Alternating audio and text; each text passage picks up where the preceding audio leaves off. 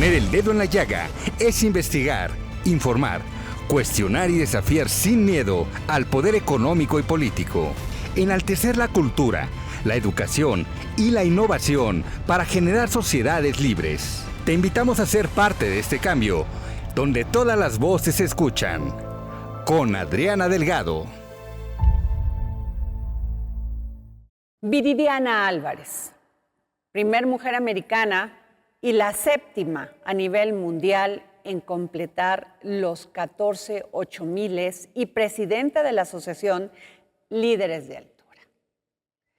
Viridiana, eres licenciada en Administración, estudiaste una maestría y decidiste dejar todo por este reto. Me considero una persona totalmente normal, donde estuve por mucho tiempo atrás de un escritorio, como muchísimas personas en el camino tradicional, pensando que ese iba a ser mi camino.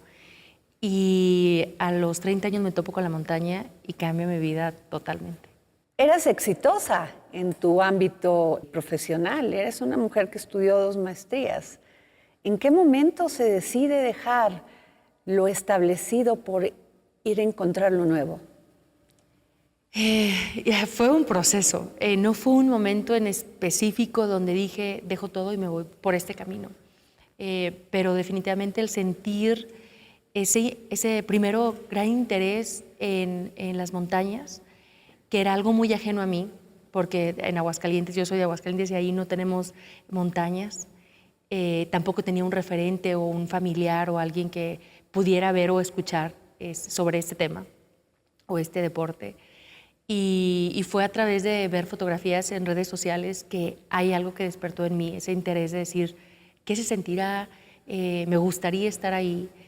Y así es como inicia un camino pues no tradicional, porque pues ya iniciada a los 30 años, era sin ninguna expectativa de poder hoy estar platicando sobre las montañas arriba de 8000 metros. Hay un momento en el que lo decides. Incluso leyendo sobre ti, dejas la ropa que traías y dices, me voy, me lanzo. Primero fue con este deseo desde mi día 1 de montañista, que fue subiendo el pico Orizaba, donde en ese momento de estar con las piernas temblando y de preguntarme qué estoy haciendo aquí y cómo voy a bajar, pero con una sonrisa muy grande en mi cara, con una gran pregunta de cómo se verá, si así se ve desde lo más alto de México, cómo se verá desde lo más alto del planeta.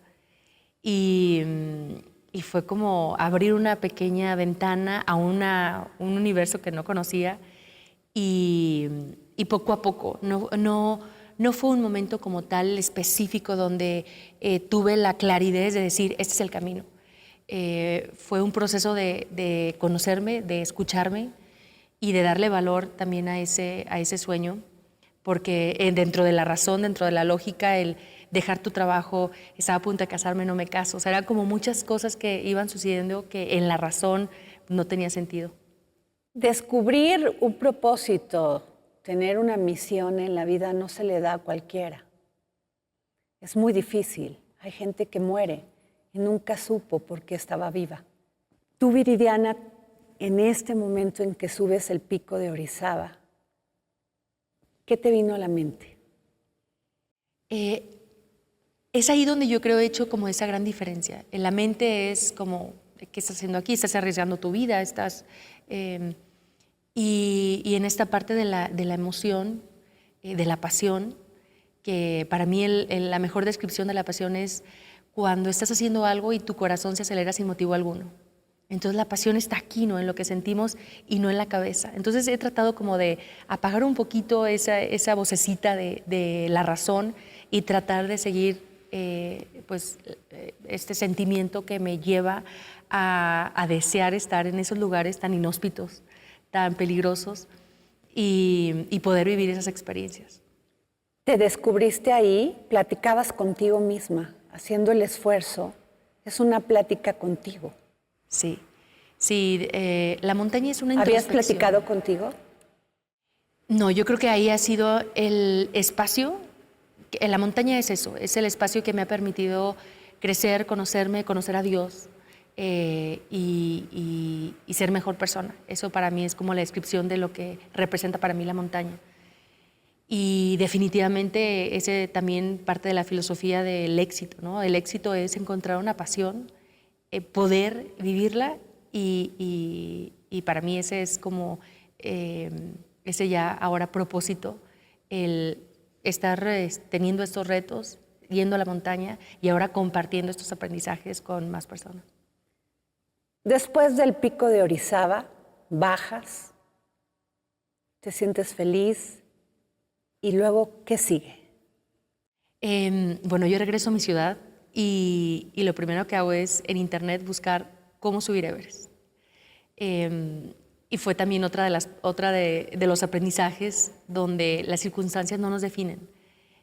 Siendo de una ciudad donde no hay un club alpino o no había cursos o alguien a quien preguntarle. Y literal fue también abrir YouTube y buscar cómo se hacían nudos, cómo se ponía el equipo o qué seguía. Y ahí fue donde también descubrí cuáles eran las montañas más altas del mundo y la más alta de América, al menos como próximo, que es Aconcagua. Y a partir de ese día que subo el pico Orizaba, a los 10 meses ya estaba en Aconcagua, a los otros 10 meses ya estaba en Nepal, en el Himalaya. Entonces fue algo así como muy, yo tenía prisa por vivir esa experiencia y por querer llegar al Everest. Y esa era mi expectativa. Yo todavía seguía atrás de un escritorio trabajando y mi meta era ir a Everest y regresar a trabajar, porque no tenía otra manera, al menos en mi mente no había otra manera de sobrevivir, ¿no? De vivir. Muchas veces la familia te empuja a lograr tus éxitos o a veces por ese miedo normal de evitarte el sufrimiento te dicen, no, no hagas esto, piensa con la cabeza. No. ¿Qué pasó en tu caso? Cuando les dijiste a tu familia, voy a escalar el Everest. Yo creo que en algún punto, al principio, lo vieron también muy lejano, así como yo en ese momento también, pero no se imaginaron que fuera, cuando empecé a tomar las decisiones ya llevaba 7 años en mi trabajo, me había costado muchísimo haber llegado a la dirección del Centro de Investigación Automotriz, entonces era como, no me dieron permiso en cuestión de tiempo porque también son expediciones de 1 mes a 2 meses, entonces decidí renunciar y era como el primer, así como, ¿cómo? Cuando se dieron cuenta que realmente lo estaba diciendo en serio y que yo también empecé a darme cuenta que parte de los aprendizajes es decidir rechazar, ¿no? Para decidir un camino y que para mí el camino de las montañas representaba rechazar mi parte es la parte profesional, la personal, la familiar y obviamente siempre han estado ahí conmigo apoyando. Y eso yo creo que es lo único de lo que hago que me gustaría cambiar. El que cuando yo voy a expediciones ellos se quedan aquí preocupados. O que si me llega a pasar algo, la consecuencia también va a estar, pues se va a quedar aquí con ellos. Muchas veces las decisiones se toman por el status quo, o sea, el dinero, a veces cosas tan superficiales. Tú tuviste la fuerza interior para decir, esto es lo que quiero y esto es lo que voy a hacer. Me tocó vender para Everest, me tocó vender mi auto, ya era el segundo trabajo que tenía que renunciar, pedir a hacer una publicación y pedir apoyo. Entonces sí ha habido en esta parte, la parte financiera y otra, pues sí, no era como, no había lógica en las decisiones que estaba tomando. Y fue pues entender o fortalecer un poco también la voz interna y crear esa confianza en mí misma, que también ha sido un proceso y que todavía sigue siendo el poder decir, okay, el sueño que tengo vale la pena y puedo lograr. ¿Titubeaste? Muchas veces. Todavía hoy te puedo decir que hoy en un par de horas salgo otra vez a Nepal, a expedición, y en cada ocasión hay incertidumbre, hay ese cuestionamiento, y más porque cuando haces algo nuevo, es desconocido y esa sensación pues sí, incertidumbre va a estar ahí siempre.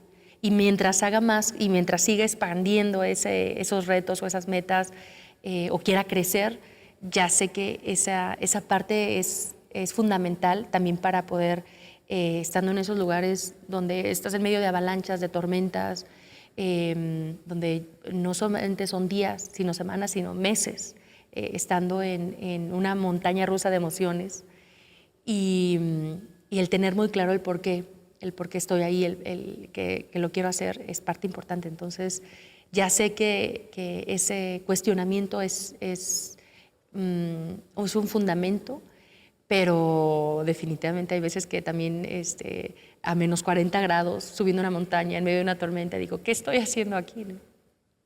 No es fácil vivir en el presente. Tú lo haces. Mañana no sabes qué va a pasar.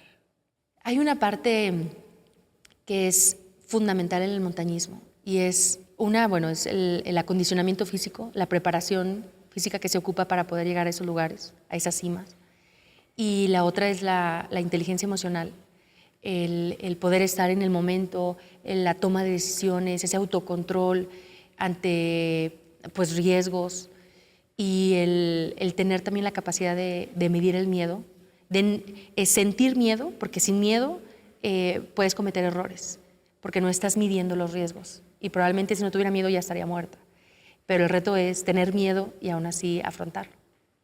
No todo mundo estamos preparados para un estrés y controlarlo. Se requiere mucha inteligencia emocional. Y sobre todo lo que dices es muy cierto, el miedo a morir. Cada metro, cada 50 metros que va subiendo una montaña como el Everest o otras. Y son... ¿En quién piensas? ¿O en qué piensas?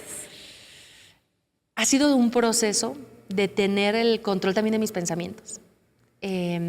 Porque cuando llega la preocupación, que es antes de ocuparte en algo, en una situación, el cuerpo empieza a segregar la misma química de cortisol y es más desgastante físicamente el cortisol que un esfuerzo físico de ascender 1000 metros en 12 horas. Entonces, el poder seleccionar qué pensamientos son los que sí tengo que tener. Y cuando de repente me encuentro en una situación de riesgo y sé que si empiezo a pensar que me puedo caer o que puedo tropezar o que puedo sucede. Entonces es como ha sido un proceso de adiestramiento de esos pensamientos, pero manteniendo como esta parte también de apreciación en el ahora.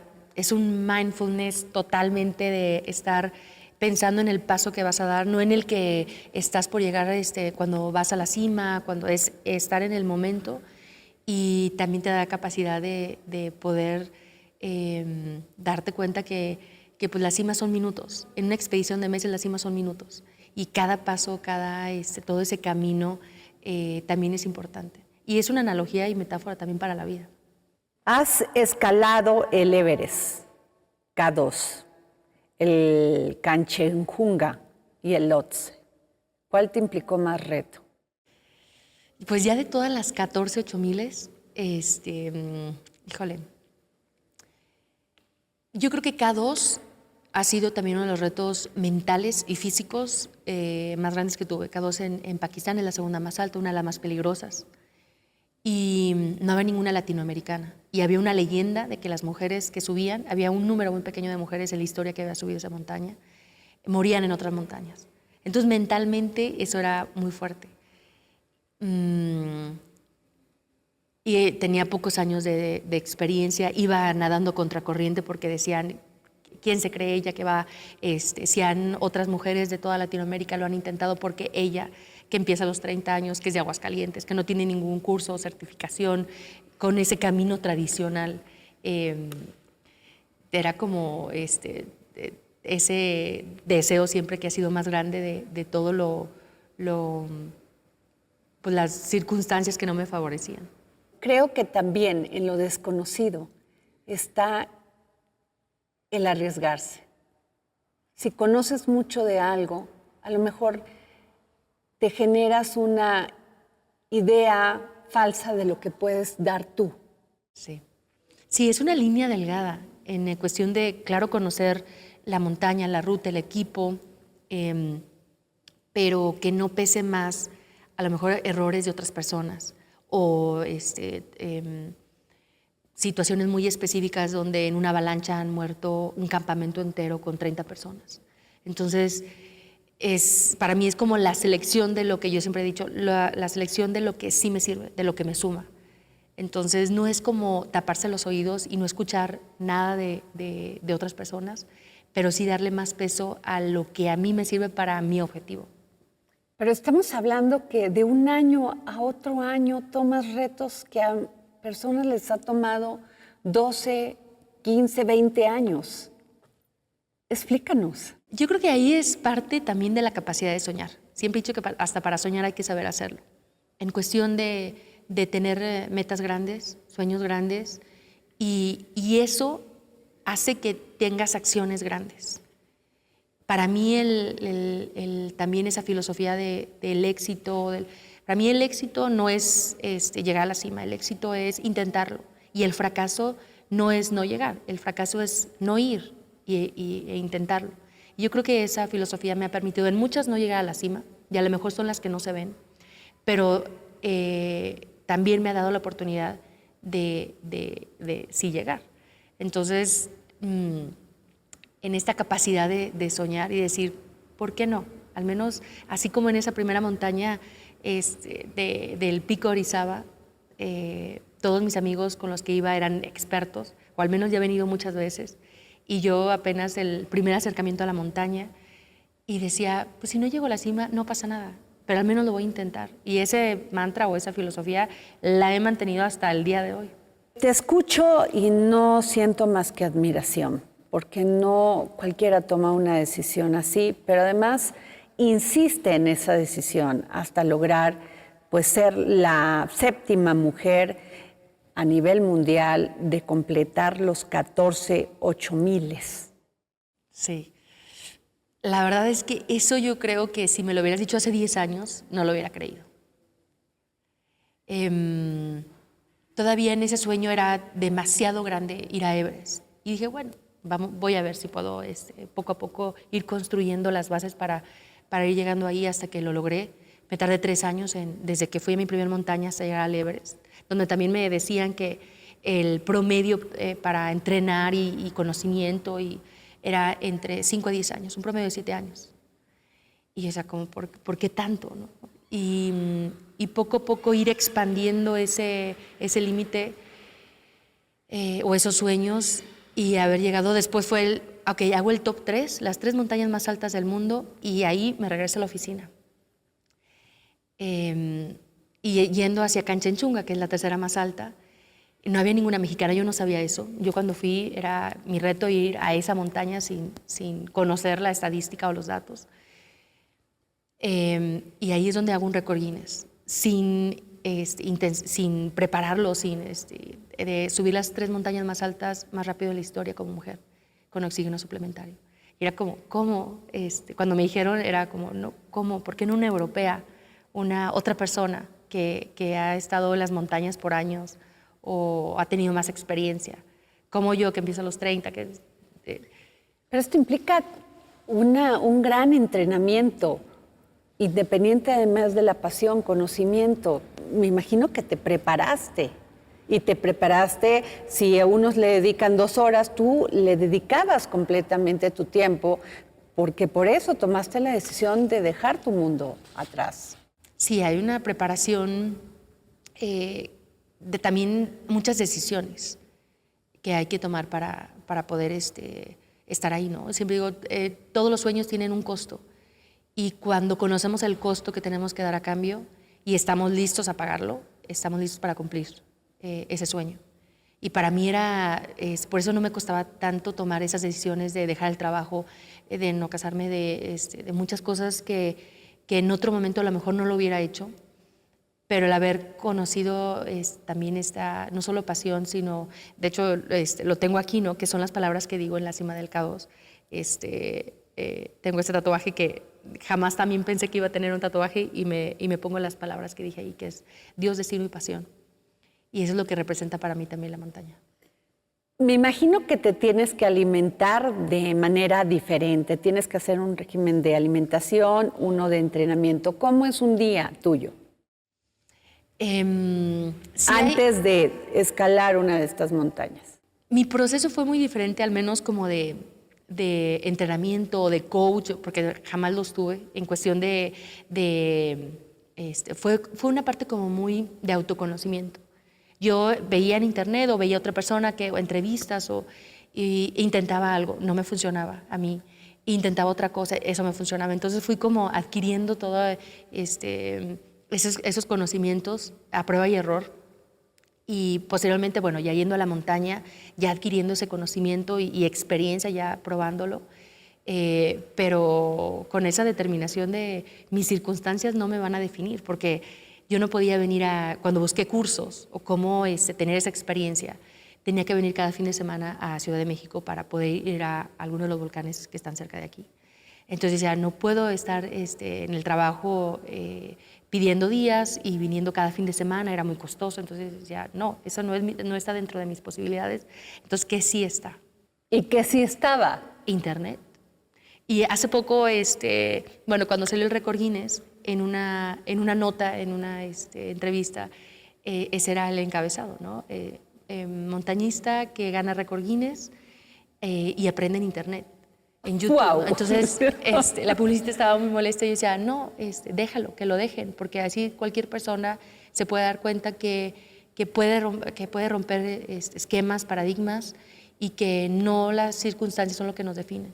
Ahí, Viridiana, llegas a estas faldas de estas grandes montañas, te pones tu equipo y ¿qué dices? ¿Tienes alguien que te acompaña? Sí. ¿Tienes Sí, alguien sí. que te va guiando? Sí. Ahí, en Nepal hay 7 de las 14 montañas más altas del mundo, arriba de 8,000 metros. Ahí hay 7. En Pakistán hay 5 y 2 en China. Y en Nepal hay una zona donde el gentilicio de la gente de ahí es Sherpa. Y el Sherpa ya se le conoce como esa persona que guía y que está ahí, que son las personas increíblemente fuertes, con una adaptación ya evolucionada por muchos años. Y son las personas que hacen posible que cualquier persona estemos ahí. Y hace un equipo con ellos, se hace equipo con ellos. Hay, por ejemplo, en Everest, muy específico, hay un grupo que se encarga, que le llaman los doctores de la cascada del Khumbu. Y ellos se encargan de fijar y poner las escaleras que se requieren para poder cruzar ese glaciar, para que cientos de personas podamos cruzarlo.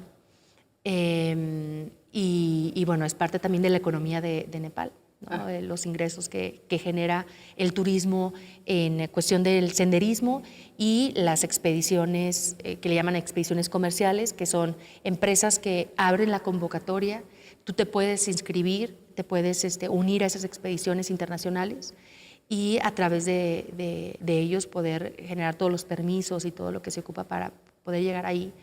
Y ha cambiado mucho la dinámica. Hace 20 años era totalmente diferente, donde los clubes alpinos se organizaban y anteriormente la menos invitada era la mujer. Entonces ahora... ¿La excluían? ¿O Pues, pensaban que sencillamente no íbamos a aguantar el no reto? sé si no había mucha participación, Okay. o me imagino que si había mujeres que les interesara, o simplemente hay un rezago histórico-cultural, es lo que yo veo, que aún sigue todavía en los números. De todas las personas que han subido el Everest, solamente el 20% son mujeres. Okay. Donde obviamente tenemos diferencias físicas y biológicas, pero tenemos la misma capacidad para poder llegar hasta donde queramos, como es a lo más alto del planeta. ¿Qué comes? ¿Cómo vas? O sea, platícanos, es una experiencia impresionante. El Everest, por ejemplo, tardé 42 días en subirlo. Y es un proceso desde donde llegas a Katmandú, que es la capital de Nepal. Bueno, para subir Everest es del lado norte, o sea, del lado de China, y del lado sur, del lado de Nepal. Yo lo hice por la cara sur, por Nepal, y ahí llegas a Katmandú, que es la capital de Nepal. Vuelas a Lukla, que es uno de los aeropuertos también más pequeñitos y peligrosos en cuestión, porque está en un cerro literal, y la pista es muy pequeñita. Y de ahí empieza la caminata hacia el campamento base, que puede ser entre 7 y 10 días, dependiendo. ¿Cuánto caminas diario? En el trekking pueden ser entre 3, 5, 7 horas. Ok. Y ahí llegas al campamento base, que está a 5.300 metros, casi la altura del pico Orizaba, 5.600. Okay. O sea, es donde vives meses para hacer la base de toda la expedición. Y de ahí empiezas un proceso que también es una analogía muy bonita de la vida, de subir y bajar. Y subes y bajas, subes al 1, luego bajas al campamento base, subes al 1, al 2, duermes ahí, vuelves a bajar, y así es un proceso de subir y bajar para poder aclimatar al cuerpo y poder que resista llevarlo a ¿Eso te toma cuánto tiempo? Eso toma semanas. Okay. Toma semanas estar subiendo y bajando para poder que el cuerpo se adapte a la falta de oxígeno y a la presión que sucede en la zona de la muerte, donde las células literalmente empiezan a morir, aun cuando estás usando oxígeno suplementario, que también es otro de los temas controversiales del montañismo, donde dicen es que usan oxígeno suplementario, entonces ya es muy fácil. Y la verdad es que solamente el 3% de todas las personas que suben los 8000 lo hace sin oxígeno suplementario, lo cual es muy admirable, pero muy riesgoso.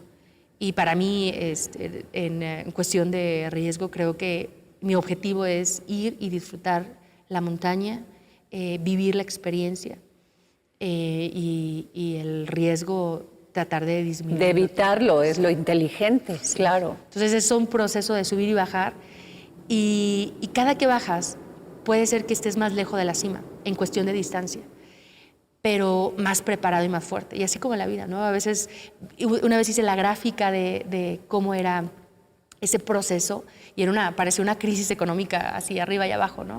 O sea, así en la vida también a veces estamos subiendo, acercándonos a la meta, y de repente vamos para abajo. Y esos bajones, que podemos llamarles como fracaso, pues simplemente es un momento en donde hay algo que aprender, hay algo que asimilar, para que cuando subamos con más fuerza, como sucede en ese proceso de... En esas bajadas hay mucha frustración. ¿Qué piensas? O sea, cuando te dices, ya bajé, ok, entiendo que este es el procedimiento, pero como la vida misma, bajar te implica frustración. Necesitas tener una gran fortaleza espiritual. Y una meta clara del por qué lo estás haciendo. Y, ¿quién te ayuda en lo espiritual? ¿A dónde recurres? Híjole, a todo, ¿no? Y en esos lugares donde te sientes tan vulnerable, que a pesar de tu experiencia, del equipo que traigas, de lo que sea, hay circunstancias que no están en tus manos, como el clima, una avalancha, la salud.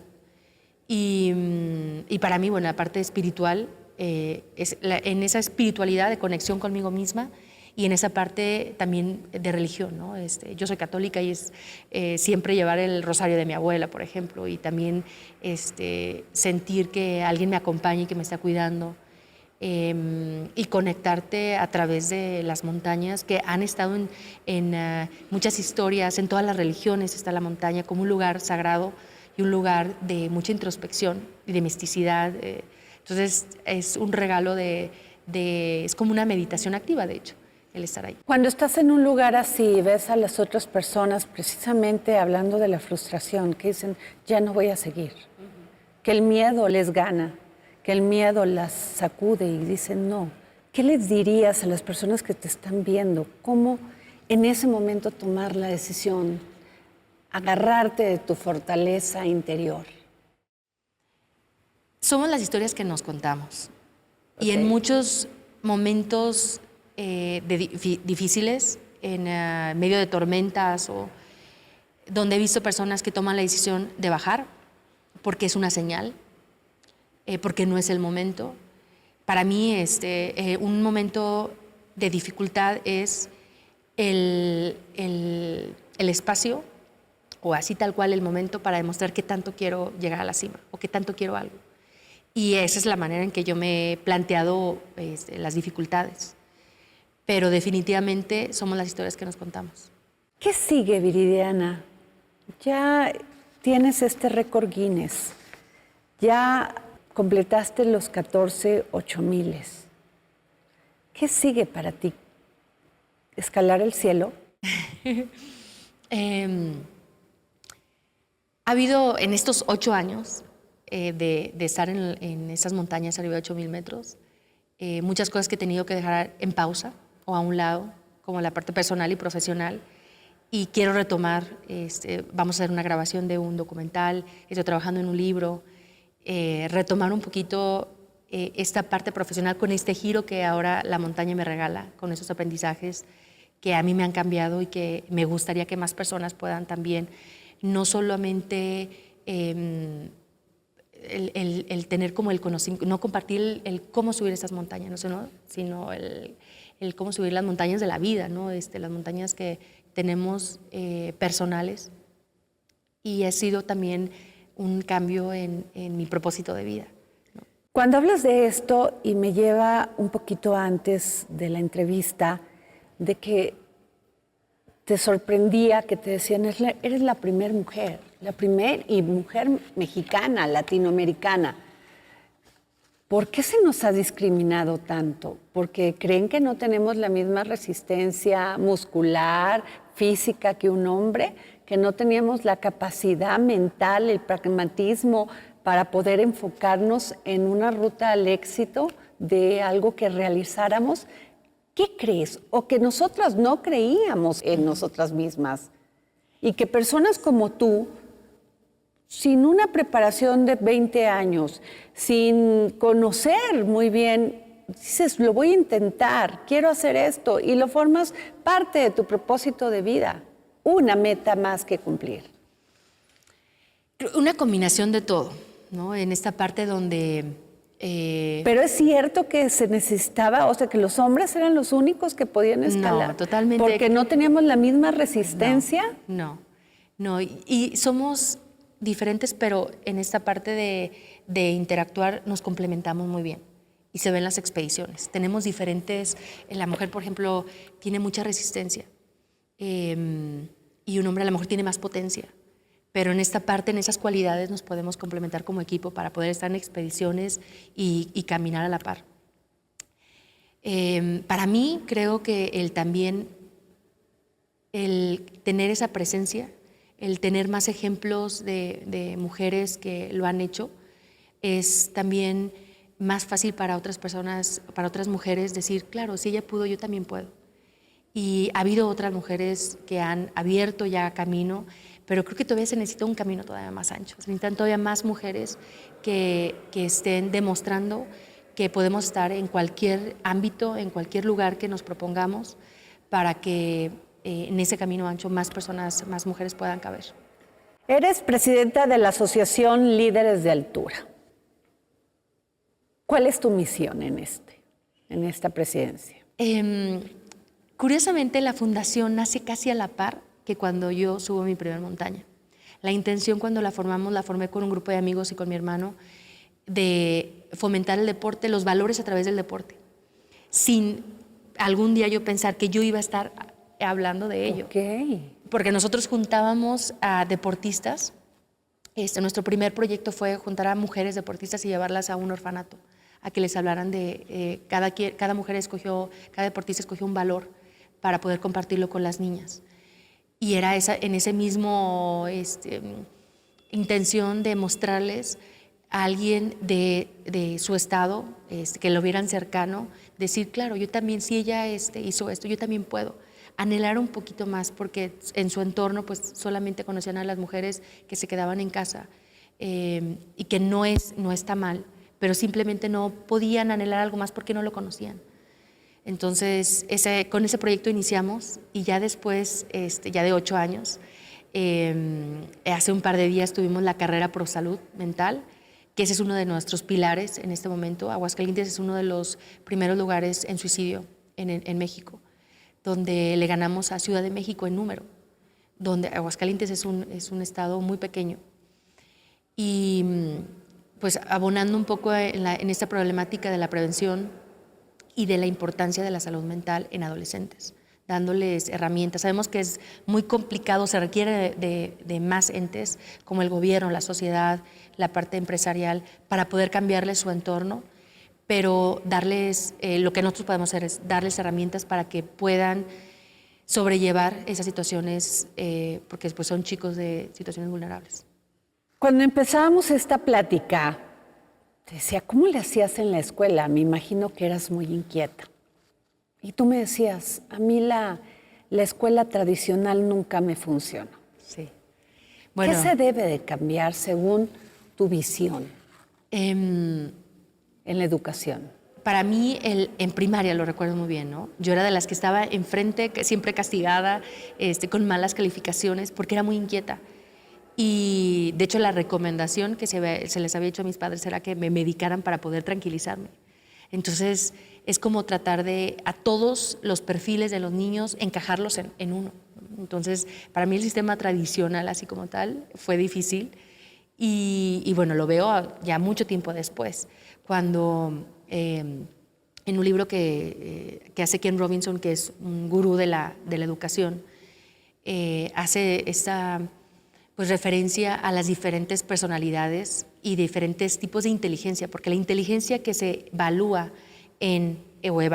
en el sistema tradicional es las matemáticas, el español, esas son lo que, pero no se mide en cuestión del arte, Claro. el deporte, y son diferentes tipos de inteligencia. De hecho, no se le ha puesto atención. No. Entonces, para mí era como estar encajonada en un perfil donde no era una buena estudiante.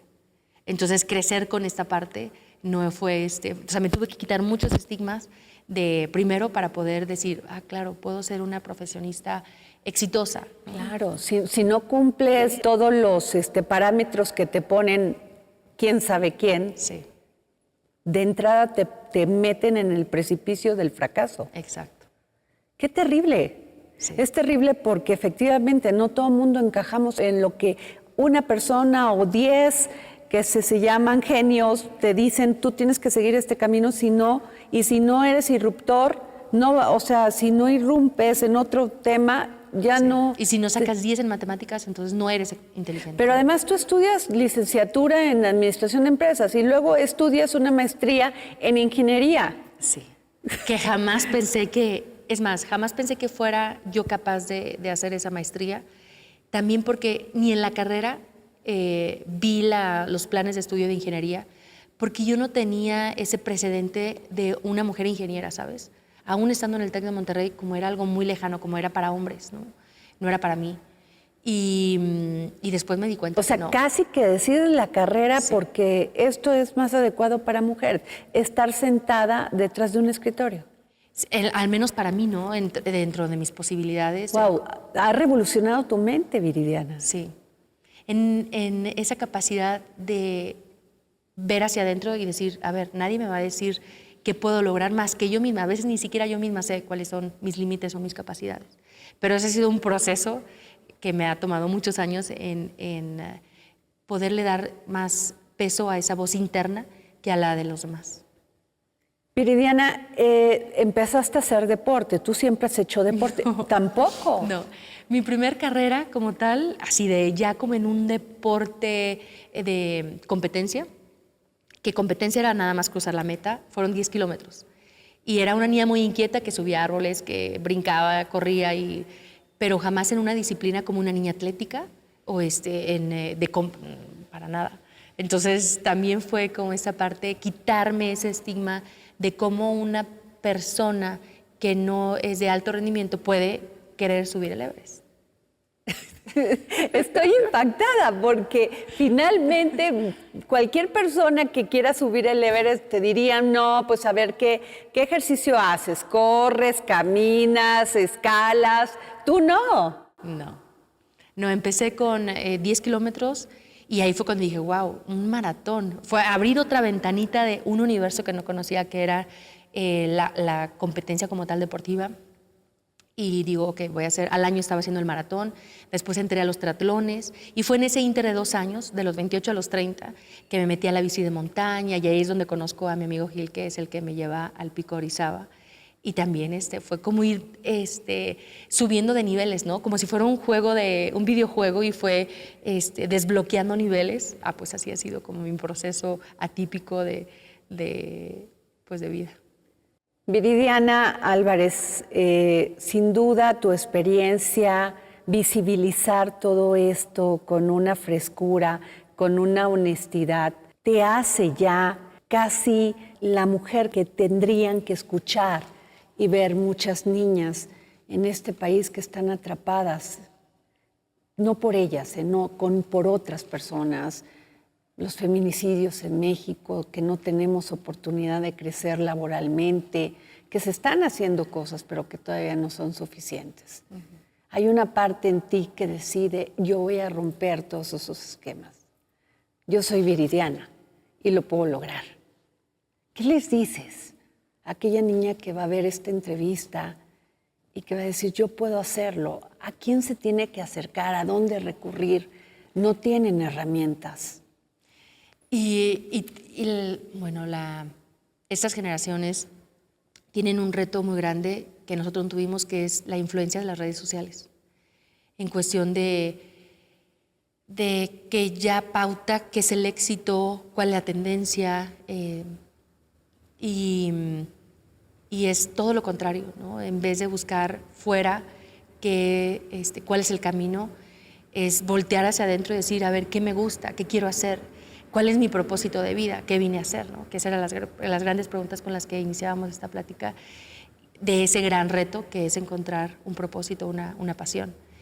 Y la pasión solo se encuentra intentando y atreviéndose a hacer cosas, escuchándose, qué es lo que hace que así como lo decíamos, que tu corazón lata más rápido, y por ahí es.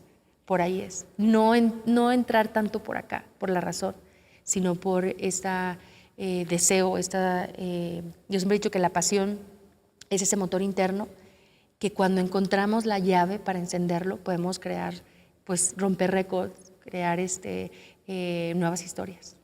Muchísimas gracias por esta plática, por esta entrevista, Viridiana Álvarez, la primera mujer americana y la 7ª a nivel mundial en completar los 14 8000, presidenta de la Asociación Líderes del TURA, pero sobre todo, gracias por tu honestidad, por tu sinceridad, por hablarnos así, porque los límites están dentro de nosotros mismos, de nosotras mismas. Ahí está el mundo afuera, sí, para descubrirlo, para caminar y también para tener desafíos y también para tomar decisiones. Así es. Esa fue la que tú tomaste. Así es. Diles a todas aquellas mujeres, jóvenes o niños, que no pueden quedarse ahí, que tienen que perseguir sus sueños. Sí. Yo soy muestra de ello, ¿no? Que los sueños sí se cumplen, pero no se cumplen solos, que tenemos que ir tras de ellos, esforzarnos, retarnos, atrevernos, y que si nosotros no hacemos nada por nuestros sueños, nadie más lo va a hacer. Así que hay que salir e ir por ellos.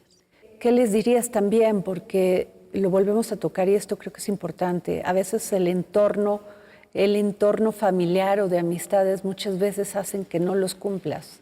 ¿Qué les tienes que decir? Que solo tenemos una vida, que no hay ensayos ni segundas oportunidades.